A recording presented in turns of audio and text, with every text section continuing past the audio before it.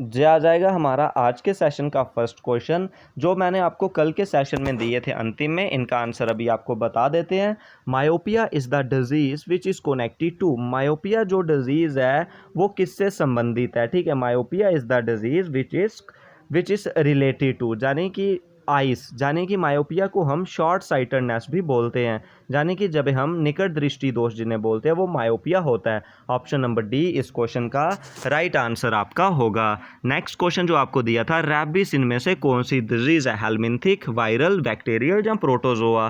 तो इसका सही आंसर आपका क्या हो जाएगा इस क्वेश्चन का, ऑप्शन नंबर बी, यानी कि rabies is a viral disease. Option number B is the right answer इस क्वेश्चन का आपका होगा। अब चलिए नेक्स्ट क्वेश्चन जो हमारे आज के सेशन का रहेगा, greenhouse effect is the heating up of earth atmosphere which is due to, जो ग्रीन हाउस इफेक्ट है वो किसकी हीटिंग की वजह से होता है, अल्ट्रावायलेट रे, गामा रे, इंफ्रारेड रे या X ray. Greenhouse effect is the heating up of earth atmosphere which is due to. तो इसका सही आंसर आप क्या बताओगे, ऑप्शन नंबर इस क्वेश्चन का आपका सी, यानी कि infrared rays is the right answer इस क्वेश्चन का होगा। Greenhouse effect is the heating up of ozone atmosphere which is due to the infrared rays. Option number C is the correct answer. Next question, Bhopal gas tragedy 1984 इस related to, Bhopal gas जो tragedy हुई थी 1984 में वो किससे related है, aluminium phosphide, methyl bromide, methyl isocyanate, carbon dioxide. Bhopal gas tragedy 1984 की किससे संबंधित है, तो वो आपका ऑप्शन नंबर सी, यानी कि मिथाइल आइसोसाइनेट जो आपका इसका राइट आंसर होगा। ऑप्शन नंबर सी इस क्वेश्चन का बिल्कुल करेक्ट ऑप्शन आपका होगा। तो ये सेशन आपने कंप्लीट देखना है अंतिम तक। इस सेशन में आपके लिए जो भी क्वेश्चंस रहेंगे वो आपके अपकमिंग जेके एसएसबी एग्जाम्स के लिए बहुत ही इंपॉर्टेंट, बहुत ही बेनिफिशियल रहने वाले हैं, जो आपको डेली बेसिस पे शाम को 8:30 बजे जीएस का सेशन और सुबह 8 बजे इंग्लिश का सेशन प्रोवाइड होता है। आपके सभी एग्जाम्स के लिए ये बहुत ही यूज़फुल, बहुत ही बेनिफिशियल, बहुत ही इंपॉर्टेंट है जो आपने करना है, ठीक है। तो आज का जो सेशन है इसे आप जरूर शेयर करें। अब चलिए आगे बढ़ते हैं इस क्वेश्चन में। इन poultry unit the factor most influencing the cost इस कॉस्ट ऑफ, वो किसकी कॉस्ट होती है, फीड, ट्रांसपोर्टेशन, चिक्स या मेडिसिन। तो इसका राइट आंसर आपका option number A, feed is the right answer. Next question, which one of the following crop combination is not adopted in the mix cropping in India. Mix cropping में कौन सी adopt नहीं की जाती, rice and mustard, beat and chickpea, rice and groundnut, next आ जाएगा groundnut and sunflower. तो इसका सही आंसर आपने बताना है, जो आपका ऑप्शन नंबर बी, इस क्वेश्चन का ऑप्शन नंबर क्या हो जाएगा, C, rice and groundnut is the right answer.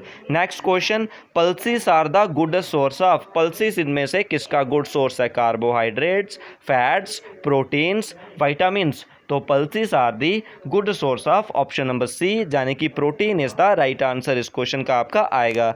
Next question, phloem is a tissue found in, phloem tissue किसमें फाउंड होता है, reproductive organ of animals, plants, insect या mammals. Phloem is the tissue which is found in. तो इसका सही answer आप बताओगे option number B, यानी कि plants is the right answer इस क्वेश्चन का आपका होगा। अब चलिए नेक्स्ट क्वेश्चन की तरफ, what is the average life of the red blood corpuscles, red blood corpuscles में कितनी उनकी जो एवरेज लाइफ है वो रहती है, 100 to 180, 180 to 140, 80 to 95, 70 to 85 days. तो इस क्वेश्चन का आपका सही आंसर आपने बताना है, जो इसका option number A 100 to 120 days इसका बिल्कुल सही आंसर आपका, करेक्ट ऑप्शन आपका इस क्वेश्चन का होगा।